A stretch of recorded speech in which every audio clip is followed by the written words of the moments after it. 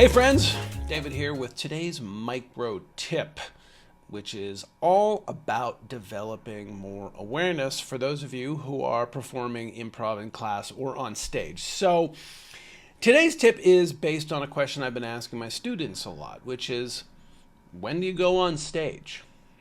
And that's what today's tip is all about. I've been getting some great answers to this question, by the way. I've been getting told when the scene begins, when a character's name gets mentioned to help start a story. These are all fantastic answers, by the way. And it turns out they're all wrong. They're wrong not because you should never do them. People do them all the time. Heck, I do them sometimes, but because there's another level of awareness. So I'm fond of saying that improv is not a set of rules that we do.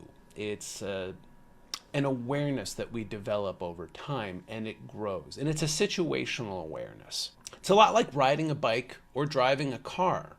Now, you may have a series of rules that you've been taught on how to do those things, but if the surrounding environment changes, you need to change with it. You might have to suddenly go faster than you're used to going, or the opposite, right? Improv's the same way. We react to what's happening around us. Now you may think, what do you mean? I'm supposed to go on stage. The scene is starting. Are you though? Have you ever had a conversation with someone who's in another room?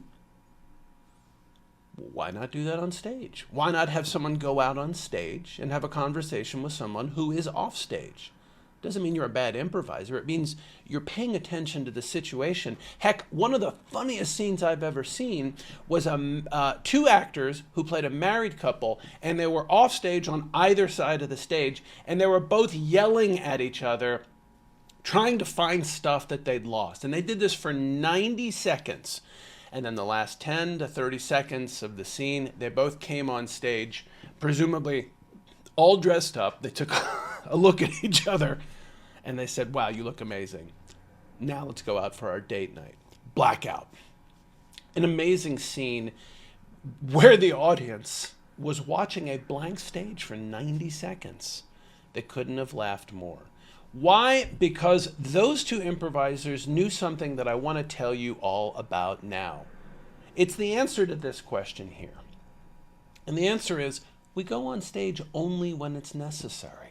Not because we're supposed to, not because someone said our name in character, or we need to start a story, or the scene has begun, but because it's necessary. Now your challenge will be to start understanding in the moment, like you do when you're riding a bike or driving a car, when it's necessary. And that's where the fun really begins, because you can start playing with this notion of what is and what is not appropriate for the moment, instead of just doing what you've been taught by rote because it is a rule. Improv's not rules, they're guidelines that help you to develop a growing awareness over what's happening in the situation more and more as you practice, which I hope you will continue to do, and we will see you on stage. Let me know how this tip impacts you.